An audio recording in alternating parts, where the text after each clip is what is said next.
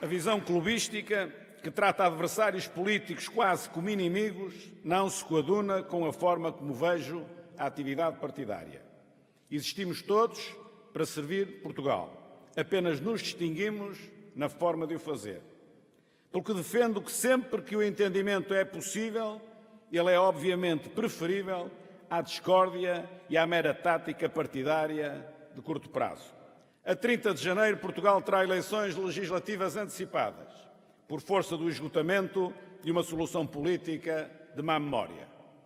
De má memória porque a sua principal marca identitária era a de uma permanente aposta no presente e de um notório desprezo pela construção de um futuro melhor e mais sólido para o nosso país. O governo da denominada geringonça optou sempre por distribuir tudo o que esse crescimento facultava. Os larguíssimos milhares de milhões de euros que esta conjuntura permitiu pôr à disposição do governo foram, porém, dilapidados com o claro objetivo do PS conseguir obter a aprovação dos seus orçamentos do Estado pelo PCP e pelo Bloco de Esquerda.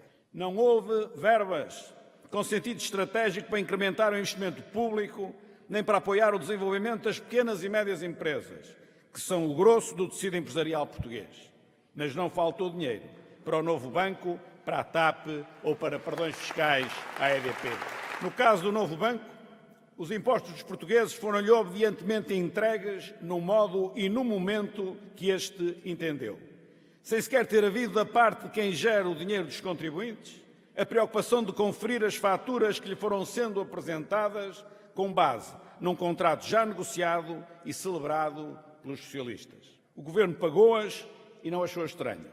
E, pelos vistos, a Justiça também nada parece encontrar de suspeito, ou pelo menos de incomum, em negócios suportados nos valores de um balanço, para lá de auditado, serviu de suporte à venda do novo banco em 2017.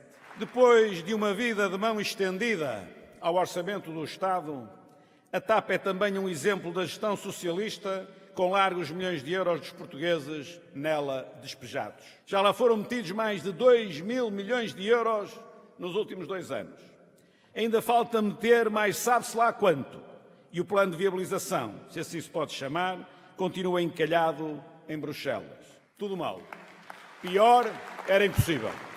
Mas a carência de verbas que António Costa invoca quando houve as crescentes reivindicações e reclamações de tantos setores da nossa sociedade, também não foi razão suficiente para que este governo deixasse de perdoar mais de 100 milhões de euros de imposto de selo à EDP. Quem é forte é si mesmo que tem de fazer perante os socialistas.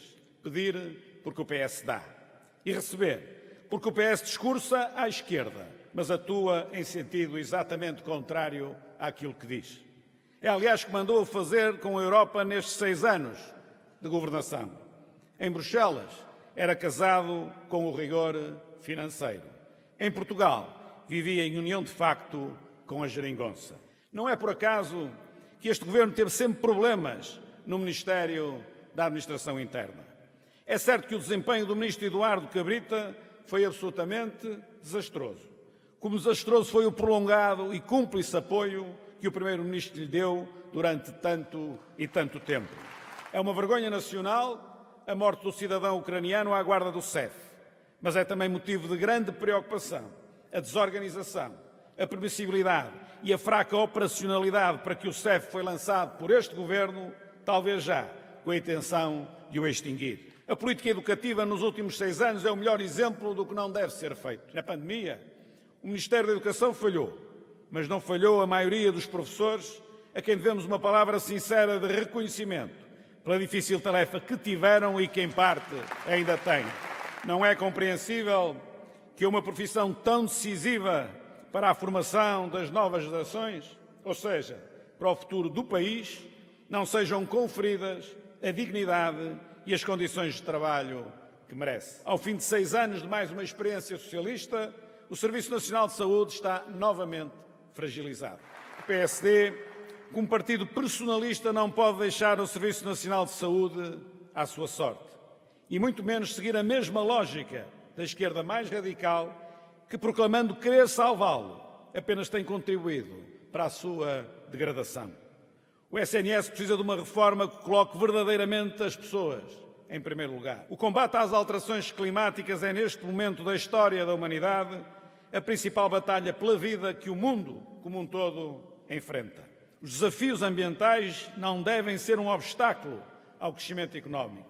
Devem ser, sim, verdadeiros catalisadores para a geração de mais riqueza e para a concretização de uma economia mais robusta, mais competitiva e mais sustentável. O Governo Socialista falhou em aspectos relevantes da política ambiental, como seja o incumprimento das metas europeias para a eficiência energética, para a separação de biorresíduos, para a utilização dos biocombustíveis e para o fomento das próprias energias renováveis. Em matéria de defesa do clima, não há plano B. Precisamos de um novo governo com coragem para levar a cabo as reformas que nos diversos setores da nossa vida coletiva se apresentam como necessárias. Um novo executivo que se distinga da governação socialista que durante os últimos 6 anos adiou o país por subordinação às forças de esquerda mais extremistas e por uma confrangedora falta de coragem para enfrentar os reais problemas de Portugal. Estamos prontos para assegurar a diferença. Somos um partido reformista. Não vamos, por isso, fazer nenhuma revolução, nem vamos destruir tudo o que os outros fizeram.